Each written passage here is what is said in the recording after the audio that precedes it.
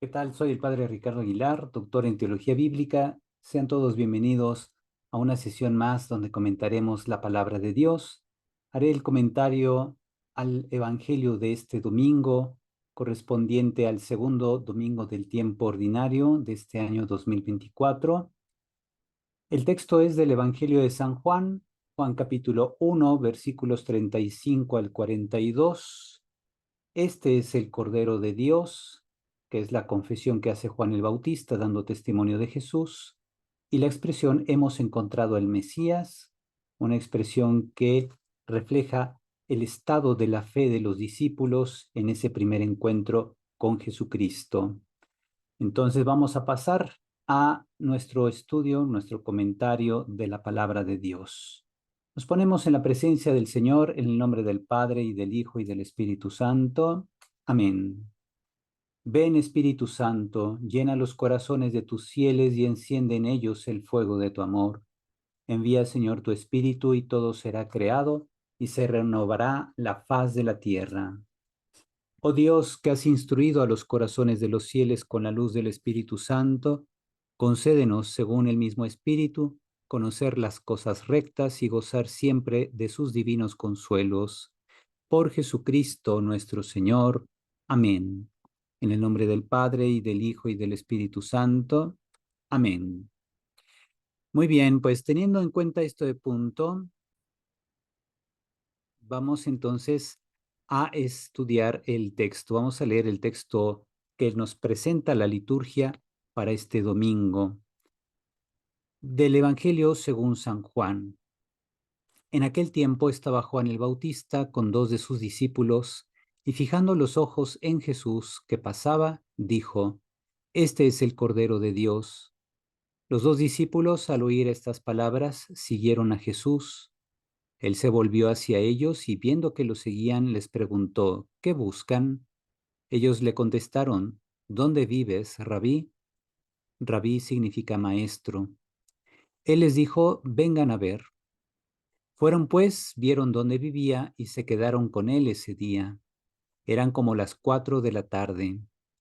Andrés, hermano de Simón Pedro, era uno de los dos que oyeron lo que Juan el Bautista decía y siguieron a Jesús. El primero a quien encontró Andrés fue a su hermano Simón y le dijo: Hemos encontrado al Mesías, que quiere decir el ungido. Lo llevó a donde estaba Jesús y éste, fijando en él la mirada, le dijo: Tú eres Simón, hijo de Juan, tú te llamarás Kefas, que significa Pedro, es decir, roca. Palabra del Señor. Gloria a ti, Señor Jesús.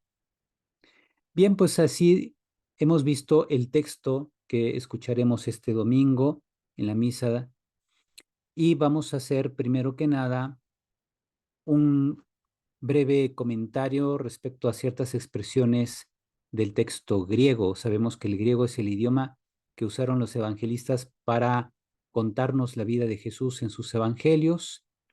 Tenemos del versículo 35, te epaurion, al día siguiente, palin, otra vez, eistekei ho Ioannes.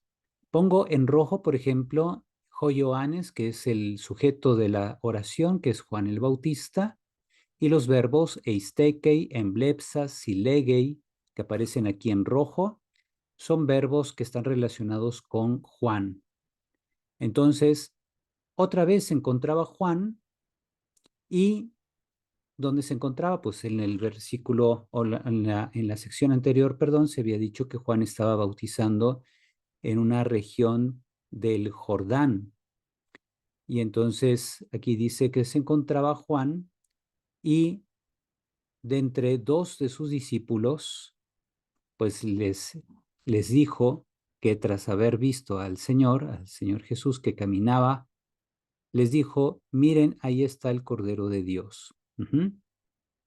Dice: kai ekton maceton autou duo, y de dos de sus discípulos, kai emblepsas, y habiendo visto a Jesús, toyesú, peripatunti, que andaba caminando, Legei dice entonces a esos discípulos, y dejo amnos tu theu, he ahí al Cordero de Dios. Kayekusan hoiduo macetayautu, y habiendo escuchado, y lo escucharon los dos discípulos, laluntos, hablando a Juan de esto, Kayekoluce san toyesu, y decidieron pues seguir a Jesús. Dice literalmente, y siguieron a Jesús. Y luego el versículo 38, strafeis dejo Jesús, y habiéndose dado la vuelta, Jesús, theasámenos autus, y habiendo visto a ellos, a coluzuntas que lo seguían, legei autois, dice a ellos, titseteite, del verbo tseteo, que es buscar, les dice, ¿qué cosa buscan? Hoidei panauto, dijeron ellos a él, Rabí, fíjense el título Rabí, por tanto ven a Jesús como un maestro judío, Jolegetai methermeneuomenon, Jolegetai significa lo que se dice o lo que dice, ser traducido, methermeneuomenon, ser traducido o es traducido como didáscale, maestro. Ese es un paréntesis que bien teníamos acá. En el texto en español aparece entre paréntesis, rabí significa maestro. Aquí aparece precisamente la expresión, por eso no la pongo en negritas, nada más que significa maestro. Entonces, lo que se dice ser traducido como maestro es lo que dice el texto griego, pu meneis, ¿dónde resides, dónde habitas?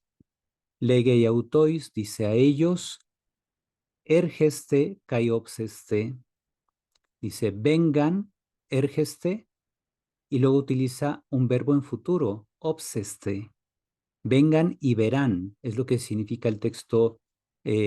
Aquí el verbo obseste es un verán ustedes, vengan y verán. Elzan un, por tanto, vinieron o fueron, kai eidan, y vieron Pu Menei, donde habitaba Jesús, donde vivía, Kaiparautó, Emainan, y con él se quedaron, Tengemeran Ekeinen, aquel día, se quedaron aquel día con el Señor. Y luego viene una nota curiosa, Jora en, era hora, Jos decate, como la décima. Era más o menos la 10ª hora del día, que bien aquí en nuestra forma de contar el tiempo en la actualidad decimos eran como las 4 de la tarde, ¿verdad? Aquí dice eran como las 4 de la tarde. Ese es más o menos el equivalente de la hora 10ª en el horario judío. ¿Qué es lo que vemos aquí? Fíjense cómo Juan da testimonio de Jesús. Dice, Jesús es el Cordero de Dios. Y entonces ellos entienden que pues tienen que seguirlo. Juan se desprende de ellos de manera muy desinteresada, se desprende de dos de sus principales discípulos y ellos empiezan a seguir a Jesús, pero ni siquiera saben qué buscan, nada más quieren ver dónde vive para quedarse con él. Jesús les permite que se queden con él, pero Jesús contempla primero que en ellos hay un interés, quizá una curiosidad. Ellos ven a Jesús como un rabino, como un maestro judío, tienen la intención de acercarse a él por curiosidad al principio, quieren saber dónde habita, dónde vive, pero ni siquiera saben qué pedirle, no saben para qué lo siguen, no comprenden ese significado del Cordero de Dios que les ha dicho Juan, su anterior maestro. Simplemente siguen a Jesús. Él se muestra accesible, dice, vengan y verán ustedes dónde vivo yo. Y entonces se quedan con él, pero la forma en que el autor del Evangelio expresa esto podría darnos a entender que precisamente el otro discípulo que acompañaba a Andrés era Juan. Algunos otros especialistas dicen que probablemente era Felipe u otro de los discípulos. pero probablemente sí era Juan, porque este comentario final, que era como la hora décima, es un comentario que se espera de un testigo ocular. Quedó tan impactado del encuentro con Jesús que se acuerda incluso qué hora del día era cuando lo conoció por primera vez. Ujú. Bien, de estos elementos del texto griego vamos a hacer ahora unos pequeños comentarios. Vemos, el tema del Evangelio de hoy sigue siendo el de la manifestación del Señor. La manifestación en griego se dice la Epifanía, celebración que acabamos de tener hace unos días. Pero ahora, ¿en qué modo se manifiesta el Señor en este pasaje, en esta ocasión? Juan el Bautista invita a dos de sus discípulos a que sigan a partir de ahora a Jesús, al cual identifica como el Cordero de Dios, un título extraño quizá para nosotros, pero hay que entrar dentro del mundo de la fe judía para tratar de discernir qué significa la idea del Cordero de Dios. Entonces sí, se trata de seguirlo, pero no por ser un personaje fascinante nada más, sino de hacerlo, es decir, de seguir a Jesús comprendiendo el por qué Juan le llama de ese modo, por qué le llama Cordero de Dios.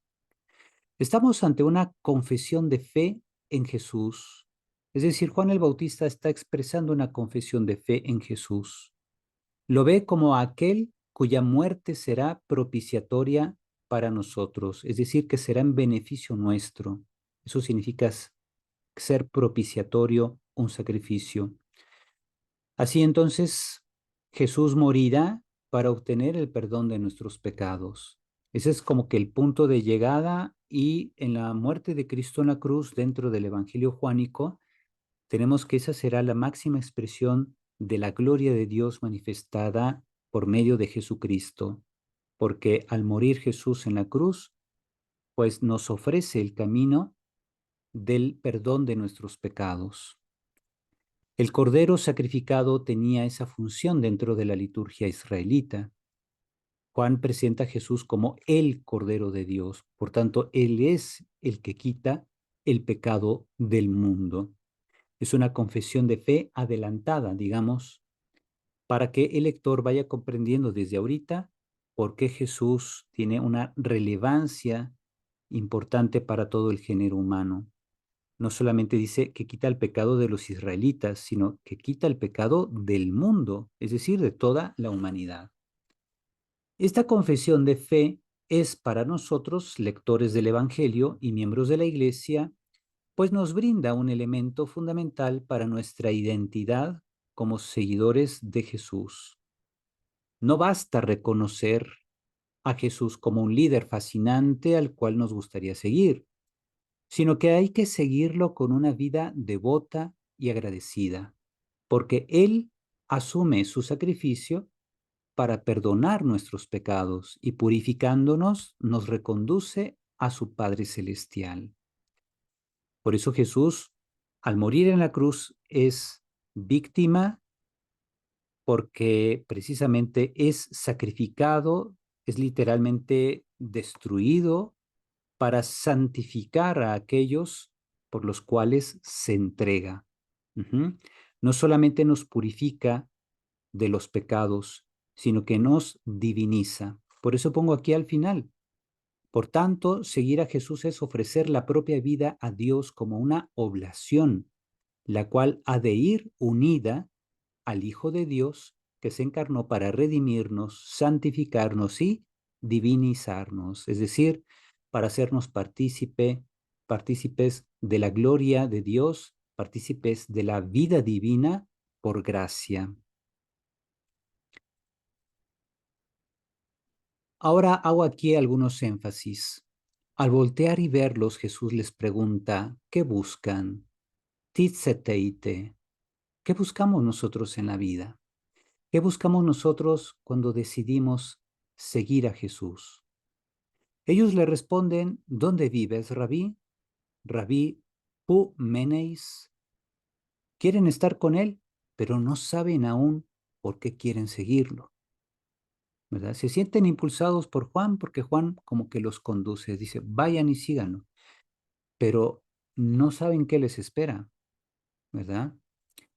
Al decirles Jesús, vengan a ver, o ergeste caiopseste, vengan y verán, no solo los invita a un seguimiento, sino que los desafía para que cambien la orientación de su vida y se den cuenta de que su perspectiva judía no basta para entender la identidad más profunda de Jesús, que es el Hijo de Dios. Jesús no es solo el Mesías, es decir, el ungido de Dios esperado dentro del marco de la fe judía. Jesús es algo infinitamente más grande que ser el Mesías esperado. Ahora, la segunda parte del relato dice, en Andreas Jodelfos, Simonos Petru, era Andrés, hermano de Simón Pedro, eis ecton duo, y uno de los dos, ton acusanton, de los que habiendo escuchado, para Ioannu, de parte de Juan, kai acolucesanton auto, y que habían seguido a él, o sea, que habían seguido a Jesús. Heuriskei jutos encuentra proton, en primer lugar, tona del fonton idion Simona. Encuentra en primer lugar a su propio hermano Simón, cailege y auto, y dice a él, Heurekamen ton Mesian, hemos encontrado al Mesías. Y luego viene un comentario del evangelista, Joestin, lo cual significa o es methermenuomenon Christos. Nuevamente esta palabra larguísima que significa, es decir, lo que es traducido como Cristo. Luego, versículo 42, egagen auton proston Iesun, es decir, Andrés condujo a él, o sea, condujo a Pedro hacia Jesús, proston Iesun, en dirección de Jesús.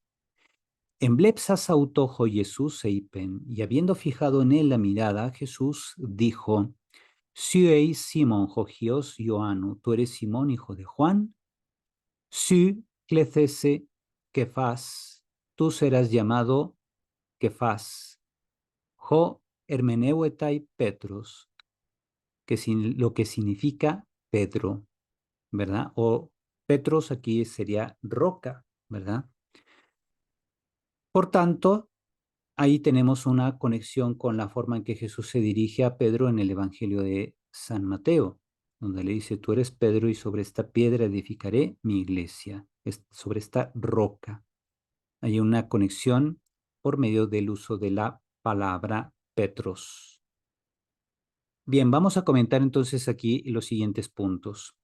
Primero, Juan el Bautista funge como un testigo de Jesús, pero también como alguien que se sabe desprender de lo más valioso, es decir, de sus discípulos, para encaminarlos hacia el Señor.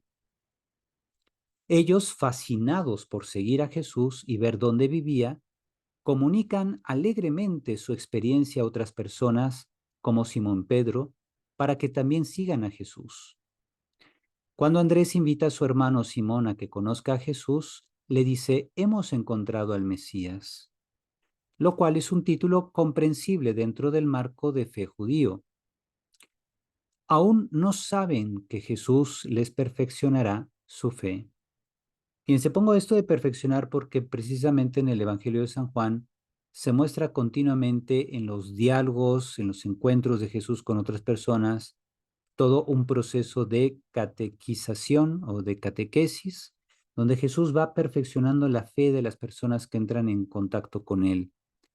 Aquí vemos que primero Andrés le dice a Simón, hemos encontrado al Mesías, lo cual ya demuestra que Andrés reconoce que Jesús es el Mesías, por tanto hace una confesión de fe mesiánica en Jesús, pero es una perspectiva meramente judía. Todavía no saben que Jesús es el Hijo de Dios. Lo sabrán después. Al llegar Pedro con Jesús, él lo reconoce y le dice que le llamará roca, expresión que concuerda, como decía, con el testimonio del Evangelio de San Mateo. Aunque ellos tienen una fe aún inmadura, circunscrita a sus expectativas judías, Jesús los irá conduciendo a una fe perfecta, a la aceptación plena de Él como verdad, camino y vida, como manifestación del Padre en el mundo y como aquel con cuyo sacrificio purificará a la humanidad de sus pecados y le abrirá el camino de la salvación. Ujú. Aquí ya nada más hago una corrección. En lugar de con, podría ser entendido mejor, aquel por cuyo sacrificio entonces purificará a la humanidad de sus pecados. Esto es muy interesante, fíjense, por eso Jesús es el Cordero de Dios. Ujú. Jesús es el Cordero porque Él se entregará en sacrificio para el perdón de los pecados del mundo. Esto se hacía comúnmente en el Templo de Jerusalén, se sacrificaban los corderos para pedir perdón por los pecados.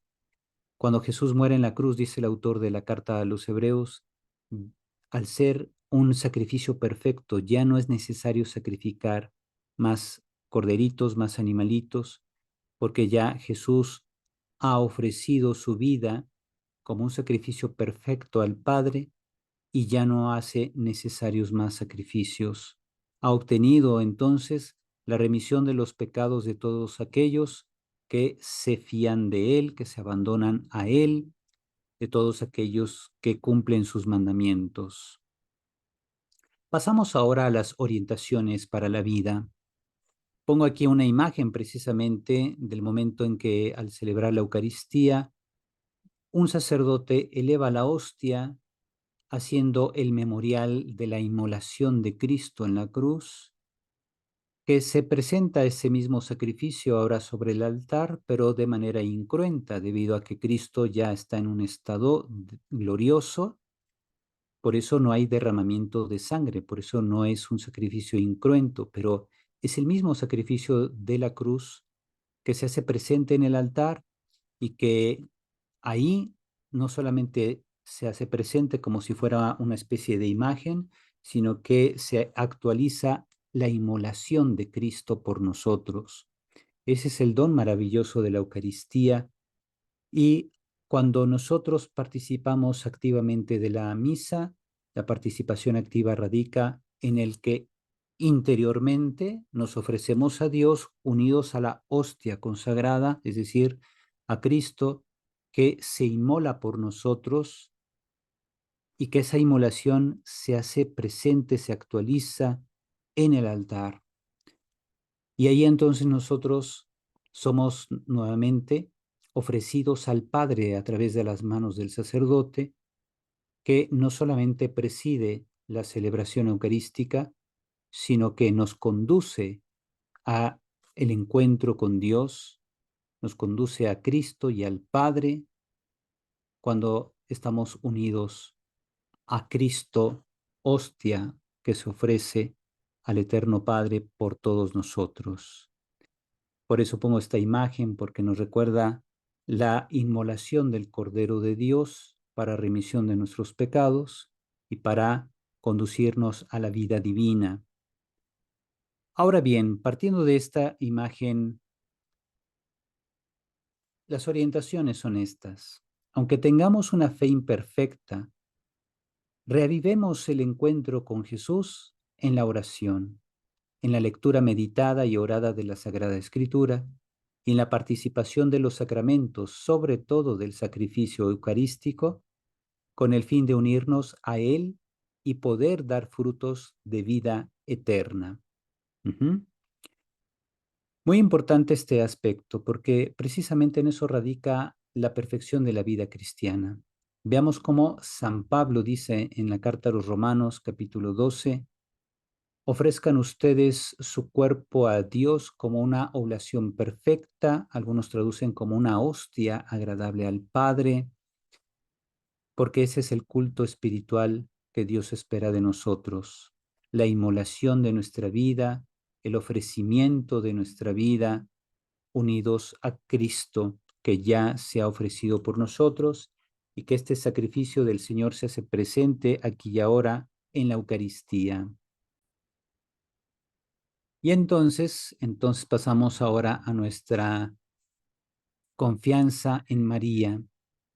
Confiémonos todos los días a María Santísima, para que nos acompañe y con su intercesión nos logre de Dios las gracias necesarias para que ofrezcamos nuestra vida diaria a Dios como una oblación perfecta y así podamos habitar con Él, viviendo en su gracia, en la justicia, la verdad y la santidad.